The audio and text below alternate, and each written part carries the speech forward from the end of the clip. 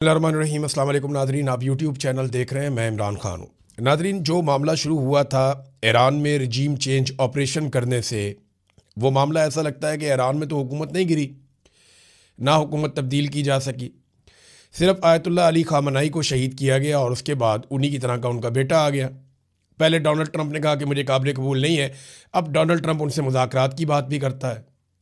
लेकिन मामला ये है कि जहाँ पे हुकूमत ईरान की गिराई जानी थी, जो दो हुकूमतें ये काम करने के लिए चली थी, एक अमेरिका और एक इसराइल, वो दोनों खतरे में पड़ गई। अमेरिका के अंदर डोनाल्ड ट्रंप के साथ क्या हो रहा है और इसराइल में नेतन्याहू के साथ क्या हो रहा है, ये एक बड़ी अजीबोगरीब सिचुएशन है कि इन दोनों मुल्कों ने ईरान में रजीम तब्दील करना था, लेकिन इनके अपने रजीम खतरे में आ गए हैं। सबसे पहले तो आप ये देखें कि डोनाल्ड ट्रंप के साथ क्या हुआ। रिपब्लिकन पार्टी के अंदर, जो डोनाल्ड ट्रंप की अपनी पार्टी है, और अमेरिका के मीडिया के अंदर डोनाल्ड ट्रंप की शदीद मुखालफत पैदा हो चुकी है और किसी सूरत भी डोनाल्ड ट्रंप अब इस पोजीशन में नहीं है कि मिड टर्म इलेक्शन जीत सके। और डोनाल्ड ट्रंप के ऊपर लगातार एक तलवार लटक रही है कि डोनाल्ड ट्रंप का मुहासबा किया जा सकता है।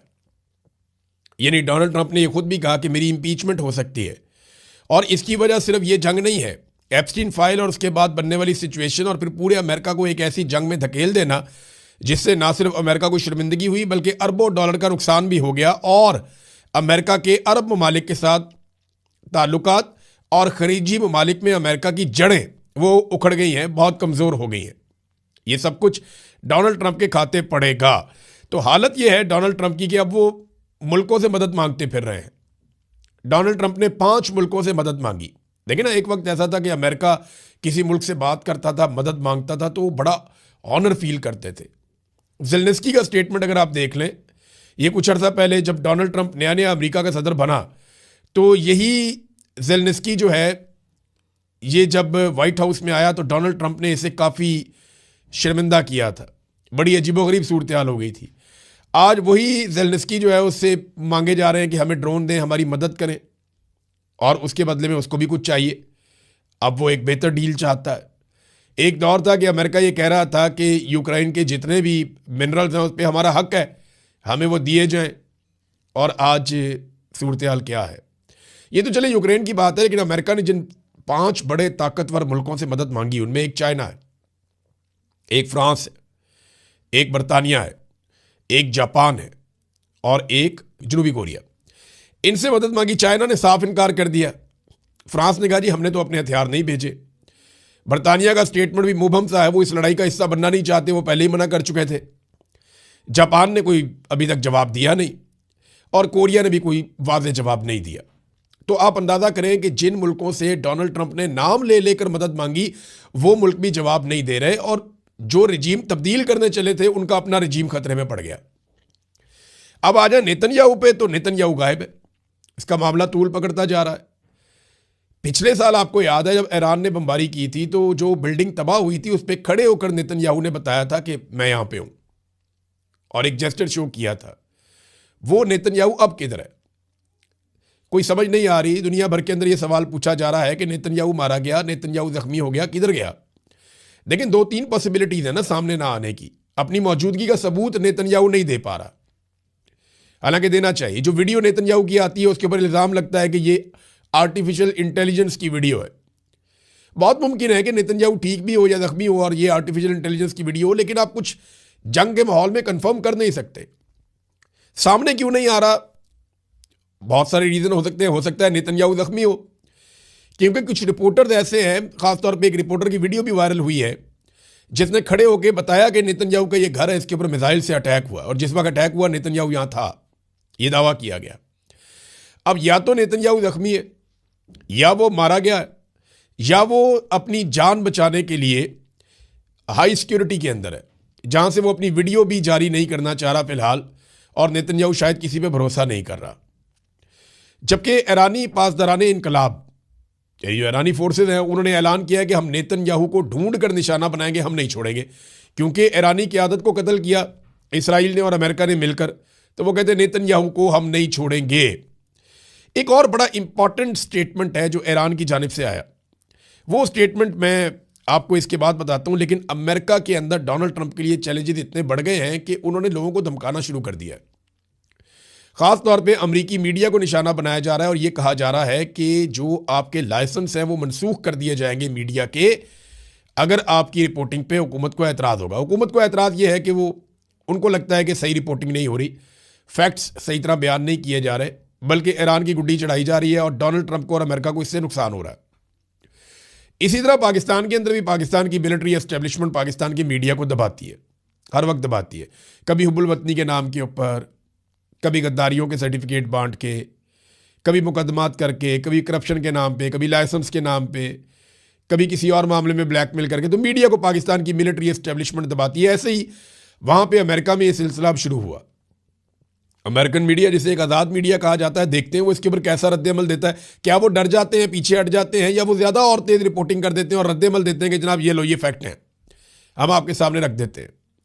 अमेरिकन मीडिया ने जो फैक्ट्स अब तक बताए हैं उनके मुताबिक अमेरिका ये जंग जीत नहीं रहा, और ये सौदा अमेरिका में नहीं बिक रहा कि ये अमेरिका की जंग थी।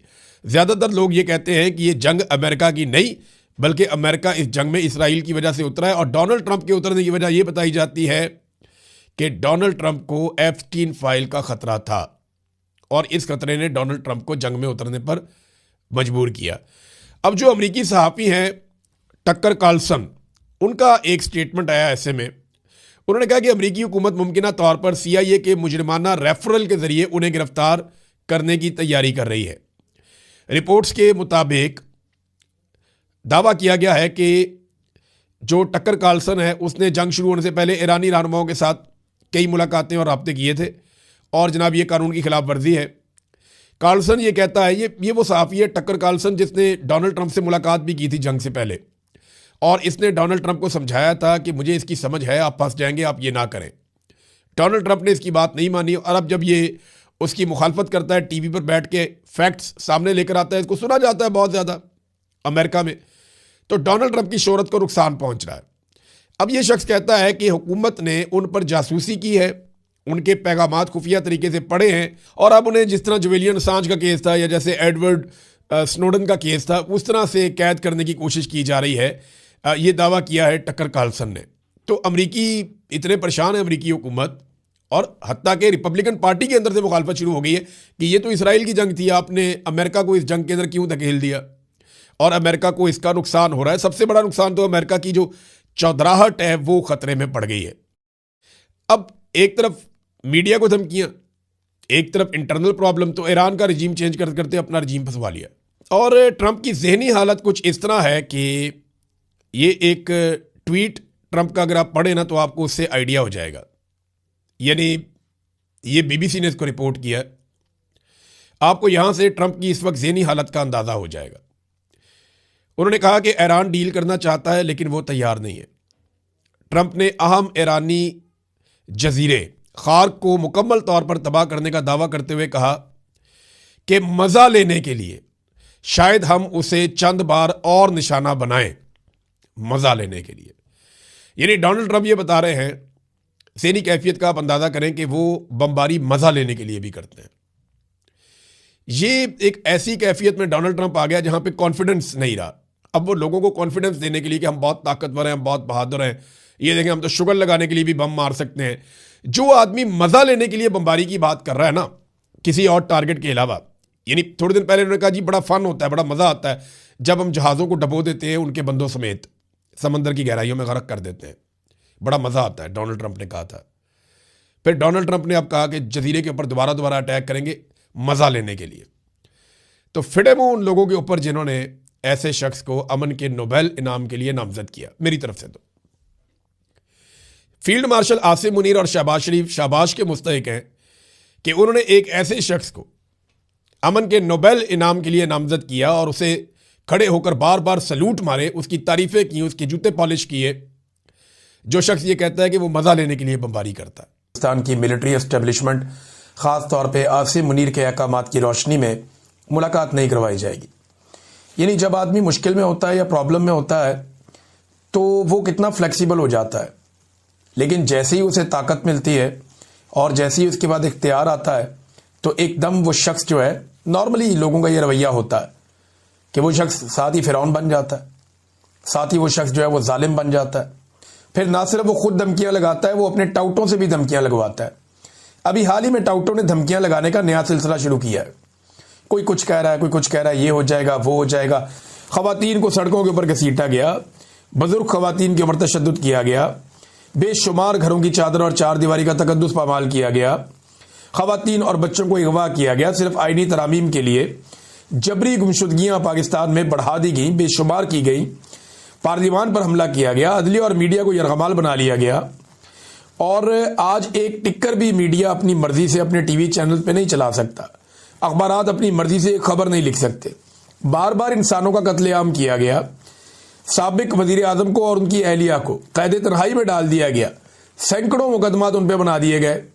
बहुत सारे शहरियों को गिरफ्तार करने के बाद नंगा किया गया और नंगा करके उन पर तशद्दुद किया गया। क्या लोगों को जिंदा दरगोर करना है? वो भी करके देख ले। पाकिस्तानी अब डरेंगे नहीं, ना पाकिस्तानी डरने वाले हैं। ये आज इमरान खान साहब की बहनें दोबारा जाएंगी अडियाला जेल के बाहर, क्योंकि आज मुलाकात ना करवाने का दिन है। नॉर्मली ये मुलाकात का दिन होता है अदालती अहकामात के बावजूद, और जजों को भी ना, उन्हें जजों को शर्म आ रही है, ना जजों को गैरत आ रही है, ना जजों को गुस्सा आ रहा है, ना जजों को आइन और कानून याद आ रहा है। और तीन तीन जज जो है फैसला दे रहे हैं, लिख कर दे रहे हैं कि जाओ जाके मुलाकात करो। वो जेलर वो मुलाकात ही नहीं करवाता। वैसे जेलर की तो कोई औकात नहीं है, ये तो वैसे ही इंजीनियर साहब ने जेलर की गेम उठा दी है। औकात तो उस फौजी की है जिसको ऊपर से अहकामात मिलते हैं और वो नहीं मिलने देता। फौजी कर्नल इमरान खान साहब बताते हैं ना कि वो मुलाकात नहीं करने दे रहा। तो अडियाला जेल के बाहर आज फिर धरना होगा, और ये सिर्फ वहां पे नहीं होगा। हलीमा खान ने 10,000 लोगों को बुलवाया। उन्होंने कहा जी 10,000 लोग हमारे साथ आए, उन्होंने आवाज दी है। ये उस इमरान खान की बहनों ने आवाज दी है जो इस कौम के लिए जेल काट रहा है, और ये सारे जानते हैं कि वो कौम के लिए जेल काट रहा है। इमरान खान के लिए कौन सा मुश्किल था? वो दुनिया के जिस मुल्क में चाहता, जैसी चाहता जिंदगी गुजारता। उसकी एक झलक के लिए पाकिस्तानी तरसते रहते। पूरी दुनिया में उसका बहुत बड़ा फैन क्लब है। वो सिर्फ क्रिकेट में कमेंट्रीज करता तो दुनिया की सबसे बड़ी सेलिब्रिटी बन के रहता, लेकिन उसने मुश्किल रास्ता चुना। वो अपने लोगों के लिए जेल में चला गया, और जेल में जाने के बाद वो तकालीफ बर्दाश्त कर रहा है। आज वो शख्स जो कौम के लिए मार खा रहा है, उसकी बहनों ने कौम को आवाज दी है कि 10,000 बंदे आओ। ये तो उन्होंने मिसाल के तौर पे कहा, लेकिन उन्होंने कहा बड़ी तादाद में बंदे आओ। अब देखना यह है कि आज के दिन में इतनी बड़ी तादाद में बंदे वो पहुंचते हैं, नहीं पहुंचते, क्या होता है। लेकिन अहकामात तो जारी किए गए हैं पार्टी की जानिब से भी कि लब्बैक कहा जाए। अब सिर्फ पाकिस्तान में नहीं, दुनिया भर के अंदर ये एहतजाज हो रहे हैं। धरना देकर बैठेंगे और इमरान खान साहब की बहनों के साथ, इमरान खान के साथ इजहार यकजहती करेंगे। पीटीआई में कम से कम यह कि लोग सवाल पूछते हैं, इसको क्यों लगाया, उसको क्यों लगाया।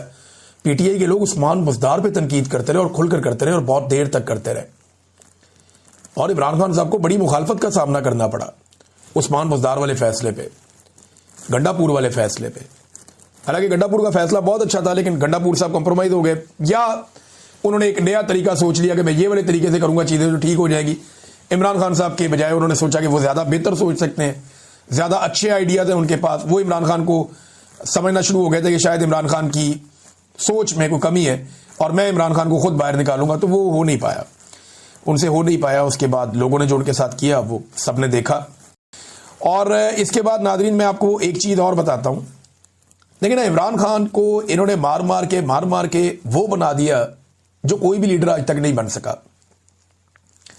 लम्स के एक तारीखदान है उस्मान काज़मी साहब, वो ये लिखते हैं कि पाकिस्तान में जो मॉरल सॉवरन थे ना पहले, वो पाकिस्तान के इदारे थे। यानी ये इदारों फैसला करते थे कौन मुहिब वतन है, कौन गद्दार है, कौन क्या। यानी वो इदारों का एक क्राइटेरिया था कि जनाब इनका क्राइटेरिया सेट। अब वो नहीं है, अब इमरान खान है। मॉरल सॉवरन पाकिस्तान का अब इमरान खान है। नेशनलिज्म पहले इदारों के साथ जोड़ी जाती थी कि अगर आप कौम परस्त हैं, मुहिब वतन है, तो आप इदारों के साथ हैं तो फिर आप हैं, वरना नहीं है। अब ऐसा नहीं है, अब इमरान खान के साथ जुड़ती है। अब बंदूक भी है इदारों के पास, ताकत भी है, बजट भी है, तादाद भी है, इख्तियार भी है, हुकूमत भी है, लेकिन फिर भी वो नेशनलिज्म उनके साथ नहीं जुड़ती, वो इमरान खान के साथ जुड़ती है। और ये रियलिटी है, अब इसको माने या ना माने, आज के दिन की रियलिटी यही है। कल क्या होगा आप नहीं जानते, लेकिन आज के दिन तक यही एक रियलिटी है। इमरान खान साहब ने महमूद अचकज़ई साहब को अगस्त में नॉमिनेट किया था, नामजद किया था।